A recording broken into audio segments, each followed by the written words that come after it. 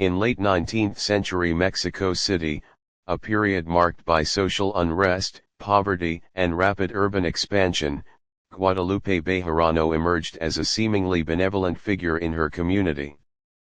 Known for her warmth, her strong religious devotion, and most of all her skill as a midwife, she was welcomed into homes across the capital with open arms. Many families, particularly those from working-class backgrounds, relied on her for the safe delivery of their children. In an era when formal medical care was often inaccessible or mistrusted, midwives held positions of immense importance and influence. Bejarano, soft-spoken and always adorned with religious medals and rosaries, seemed like the embodiment of maternal compassion. Behind this facade, however, lay a mind clouded by desperation, instability, and eventually, a chilling capacity for murder. Her methods were as calculated as they were sinister. She targeted women in vulnerable states, often pregnant, alone, or socially isolated. As a midwife, she was granted access to their most private moments. With a deep understanding of the female body and birthing practices, she manipulated her position to gain full control over her victims. Many of the women she approached were unmarried or newly arrived in the city, seeking guidance, shelter, or discreet services. Bejarano would invite them to her home, promising care and confidentiality, before drugging them with home-brewed concoctions or suffocating them once they were weakened. The method of disposal was crude but deliberate. Victims were often buried in shallow graves beneath the wooden floors of her modest home or dismembered and discarded with household waste, blending into the chaotic backdrop of a growing and poorly monitored city. The horror lay not only in her actions, but in the calculated manner in which she exploited social norms and institutional blind spots. Many of her victims' disappearances went unnoticed by authorities, either due to their marginalized status or because women's deaths, especially those tied to childbirth or abortion, were tragically common and often left uninvestigated. Bejarano knew this and used it to her advantage. When questioned, she deflected with calm assurances and invoked her faith as proof of her trustworthiness. Neighbors who had suspicions were quickly silenced by her carefully cultivated persona: a devout Catholic, a caregiver, a woman of God. The few who dared raise concerns were dismissed or shamed for questioning a pious woman doing the Lord's work. Her ability to evade suspicion for years speaks volumes about the patriarchal structures and bureaucratic disorganization that characterized Mexico's institutions at the time. The police were underfunded and easily bribed, and the health system was fragmented at best.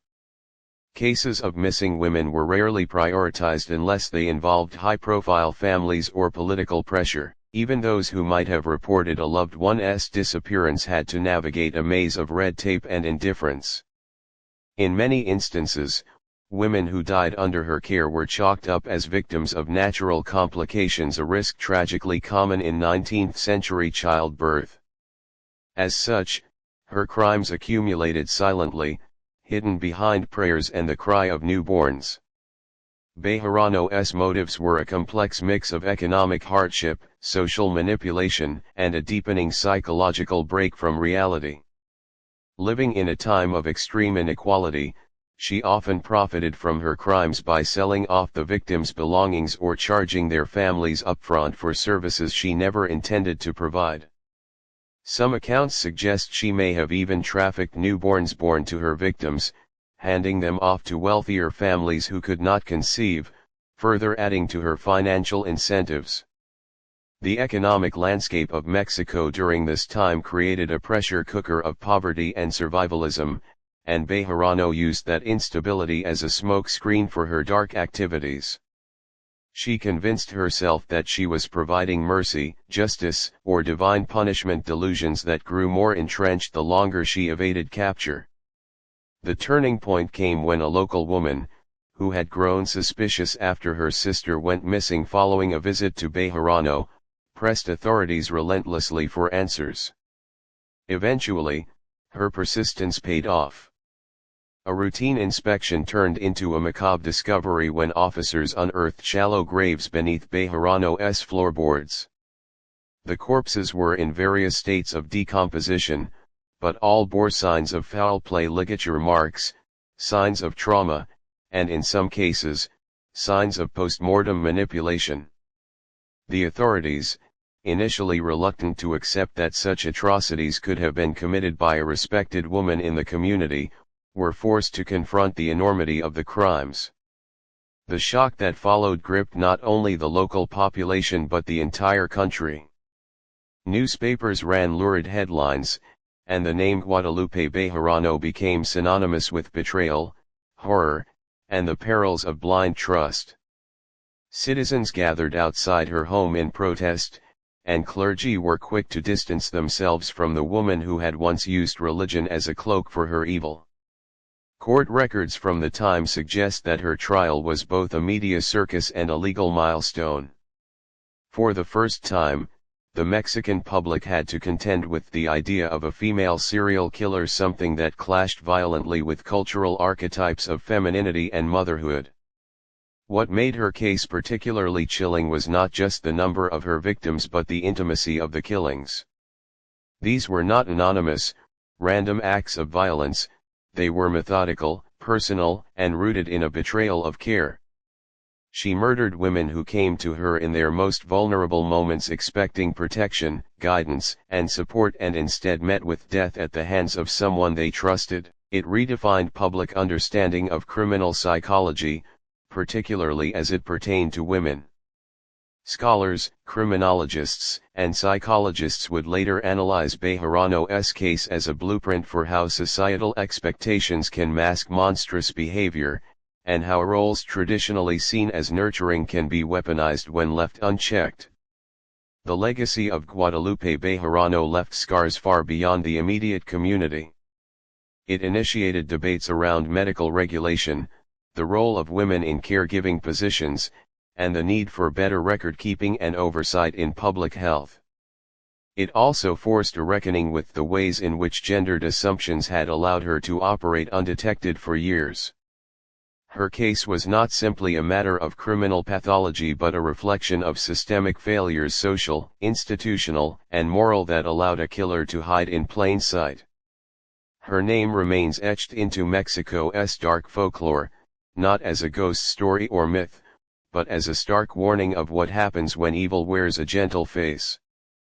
Guadalupe Bejarano's descent into violence cannot be separated from the fragile psychological framework she carefully masked beneath years of religious devotion and maternal service.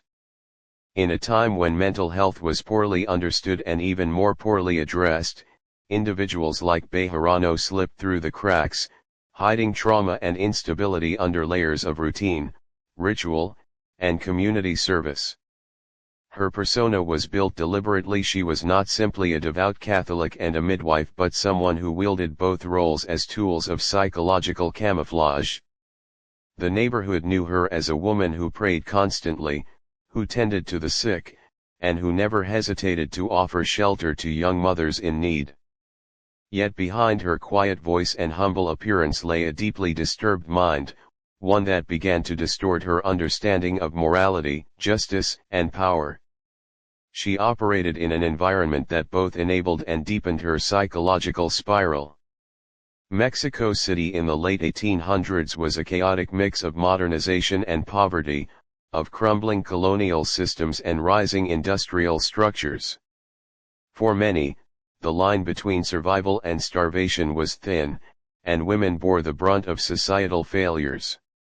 Bejarano watched this collapse up close and, over time, came to see herself not just as a participant in the system but as a self-appointed arbiter of who deserved to suffer and who deserved to live. Her role as a midwife placed her in constant contact with life and death, and over time, the boundaries between the two began to blur in her mind. She believed she was offering a kind of twisted mercy, a justification that provided emotional distance from the heinous acts she committed. Her behavior in the aftermath of each murder displayed an unsettling calmness, as if the act of killing provided relief or satisfaction rather than fear or guilt. She cleaned meticulously, often lighting candles and saying prayers afterward, reinforcing her internal narrative that she was not doing evil, but carrying out divine will. Victims were not merely dispatched but often cared for in death as they were in life. She would wash their bodies, dress them in fresh linen, and sometimes even hold small, private services before burying them beneath her floorboards. These rituals point toward a disturbed but systematic psychology, one that found comfort in control, repetition, and symbolism. What made her particularly dangerous was her ability to compartmentalize these actions and maintain her daily life without visible disruption. She continued to see patients, attend mass, and engage with neighbors as if nothing had happened. This duality, the ability to be both caregiver and killer, suggests a dissociative coping mechanism fueled by years of repression, delusion, and unchecked psychological trauma. She may have seen her victims not as individuals but as symbols, manifestations of a corrupt society, or even temptations sent to test her spiritual resolve. In this distorted framework, murder became not a crime but a sacrament, a purification. There are documented instances where she spoke in vague, prophetic tones about death being a return to silence or a gift for the lost. Those who heard her at the time chalked these remarks up to her religious fervor, not realizing they were glimpses into a fractured mind attempting to reconcile brutality with faith. Her journals, discovered later during the investigation, revealed a narrative laced with biblical references, cryptic prayers, and self-justifying statements that framed her actions as both punishment and salvation. One line read, "The lambs have wandered. I am the staff. I return them to the fold before the wolves tear them apart."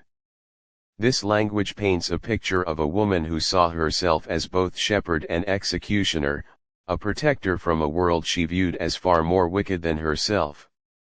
Her financial desperation added another layer of instability. While some murders may have had spiritual or delusional motivations, others were clearly pragmatic. She charged women upfront for services, often knowing they would never leave her home alive. In this way, murder became both a psychological compulsion and a survival tactic. The convergence of these motivations created a dangerous feedback loop. Her actions were rewarded with financial gain, which reinforced her belief that she was being divinely favored or guided. With each successful deception, her confidence grew, and her grip on reality weakened further. No one challenged her authority or questioned her methods, which only emboldened her sense of righteousness. Her manipulation of those around her was surgical. She chose victims with care, avoiding those with strong family ties or social visibility. She targeted the forgotten, the young servant girl pregnant by her employer, the destitute woman escaping an abusive household, the migrant who had no one to look for her. This targeting suggests a high level of cognitive planning and emotional detachment. She calculated risk, managed timelines, and created airtight stories when necessary. When neighbors asked after a woman who had come to her days prior, she would explain away the absence with practiced ease. She left in the night, her family called her back to the village, or she found work in another district. These explanations were delivered with the same serene conviction as her prayers, and few ever questioned her. As the number of disappearances grew, however, the cracks in her psychological armor began to show. Some neighbors recalled moments of erratic behavior, muttering to herself in the garden, whispering to infants who weren't there, or lighting dozens of candles at once and pacing through the smoke. Children reportedly avoided her home, not because of any known danger, but because of an unspoken unease, a sense that something within those walls was deeply wrong. It's likely that by this point, Bejarano was living in a state of near constant dissociation, slipping between her constructed identity as a healer and her reality as a killer without recognizing the contradiction. Her mind had folded in on itself, a labyrinth of justifications, denials, and sacred delusions. Her arrest shattered this world abruptly. When authorities unearthed the remains beneath her home, the evidence was overwhelming, but Bejarano remained eerily calm. Witnesses said she neither cried nor protested. Instead, she reportedly looked at the exposed bodies and whispered, "They're at peace now." During interrogations, she spoke in riddles, sometimes refusing to acknowledge the murders and other times claiming she was chosen by God to carry them out. Experts at the time debated whether she was insane or simply evil, but in truth, her condition was a fusion of both a mind broken by circumstance, twisted by belief, and hardened by survival. Her case challenged long-held beliefs about gender and criminality. In a deeply patriarchal society, women were not supposed to be capable of such violence, especially not a woman devoted to childbirth and healing. She forced the public to reckon with the uncomfortable truth that monstrosity knows no gender, and that sometimes, it wears the most familiar face. Religious leaders who once praised her fell silent, unsure how to explain her descent without also questioning the institutions that had shielded her. Doctors and legal experts were left to examine a mind that had slipped beyond traditional definitions, a woman who had rewritten morality in her own image and used faith not as a guide but as a weapon. The unearthing of bodies beneath Guadalupe Bejarano's home sent tremors through the foundation of 19th-century Mexican society, shaking not just public trust but also revealing a disturbing level of systemic failure across law enforcement and public health institutions. Her crimes were not committed in isolation, they were allowed to fester within a societal structure riddled with indifference, corruption, and a dangerous tolerance for informal practices in women's health care. The fact that Bejarano operated as a midwife, unlicensed and unmonitored, for years despite repeated disappearances of women in her orbit, underscores how deeply embedded negligence was within the bureaucratic framework of the time. At the heart of the failure was a lack of accountability. The role of a midwife, while critical in communities that had little access to formal medical care, was one that operated on trust rather than oversight. The government did not maintain a central registry for midwives, and inspections were rare to non-existent. Bejarano exploited this loophole with precision. She never reported her activities to authorities, nor was she ever audited or questioned by local health officials. She functioned entirely off the grid while existing in plain sight, using the chaotic state of public health management to cover her tracks. There was no system in place to cross-reference the missing women with her name, no requirement for post-mortem documentation when a patient died under suspicious circumstances during childbirth, and no legal obligation for families to report complications to a governing board. This absence of record-keeping created a breeding ground for silence. Deaths that occurred within the walls of Bejarano's home were either explained away by medical complications or never reported at all. Her victims were often young, poor, and pregnant out-of-wedlock individuals whose social positions left them vulnerable to disappearance without consequence. In many cases, families who might have sought answers lacked the resources, education, or influence to challenge the narrative Bejarano provided. Her word, bolstered by a public persona of piety and maternal care, was enough to dismiss suspicions. Even when multiple women vanished after visiting her home, there was no coordinated investigation, no consolidation of cases, no meaningful follow-up from law enforcement. Each disappearance was treated as an isolated event rather than a pattern. Corruption compounded the problem. In several instances, it was later revealed that Bejarano had developed quiet arrangements with local officials, often through small bribes or charitable acts that earned her goodwill. She donated food to struggling officers, volunteered to help the wives of police clerks during childbirth, and cultivated relationships with parish priests who, in turn, vouched for her character. This carefully curated network of informal alliances created an invisible shield around her activities. Complaints, when they did surface, were dismissed or buried in bureaucracy. An officer might be told to investigate, only to file away a missing persons report in a stack of unresolved cases gathering dust in an underfunded precinct. In the absence of centralized communication, each agency operated in a silo, preventing patterns from ever emerging. Her crimes also exposed how women's healthcare was not only neglected but also dangerously unregulated. In a society where reproductive care was often seen as a woman's domain removed from the male-dominated world of professional medicine, midwives were allowed to operate with minimal scrutiny. Many of these women were deeply skilled and compassionate, offering critical services where hospitals were few and far between. But the lack of oversight meant that when a midwife turned predator, there were no institutional barriers to stop her. Bejarano, for all her outward signs of religious devotion, worked in a space with no supervision, no peer review, and no accountability. She manipulated both patients and the system, offering the illusion of care while systematically eliminating those who entrusted her with their lives. The failure extended into the justice system. Once the murders were discovered, the legal process was sluggish and fragmented. Forensic science was in its infancy, and evidence was often handled haphazardly. Bodies were exhumed with little regard for preservation, and in many cases, their identities were never confirmed. Court documents from the time are riddled with inconsistencies, misidentifications, and testimonies that were either ignored or altered to fit a simplified narrative. Bejarano's trial, while sensationalized in the media, was far from thorough in its execution.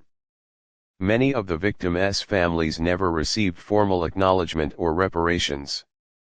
The state, eager to move past the scandal, focused more on her personal monstrosity than on the broader implications of how she was allowed to operate for so long. Even religious institutions were forced to reckon with their role in enabling her. Bejarano had long been held in high esteem by the Church. She donated regularly, participated in sacraments, and was known to host prayer circles in her home. Priests blessed her work and spoke of her kindness in sermons. When her crimes came to light, the Church scrambled to distance itself, denying any formal connection and refusing to comment on her mental state or the spiritual justifications she often referenced in her journals. But their silence spoke volumes. In a time when the Church had immense influence over both public opinion and private behavior, their failure to question or even observe the activities of a woman so closely tied to their parish reveals a dangerous level of institutional blindness. Perhaps most disturbingly, the aftermath of her exposure led not to sweeping reform but to minimal, cosmetic changes. A few regulations were drafted to require midwives to register with local health authorities, but enforcement was lax and often ignored outside of major cities. No large-scale investigation was launched to determine whether similar cases existed elsewhere in the country. The incident was framed as an isolated tragedy, an aberration rather than a symptom of structural neglect. The media frenzy focused on Bejarano's gender, religious contradiction, and sensational acts, diverting attention from the broken systems that allowed her to thrive. This failure to address the underlying issues created a vacuum in public trust. For years after, women hesitated to seek care from midwives, fearful of what lay behind closed doors. Families who had previously relied on informal networks of maternal health began to mistrust those they once considered safe. The damage was not only psychological but generational, a lingering fear rooted in the knowledge that no one, not neighbors, not clergy, not the law, had been able to protect the vulnerable.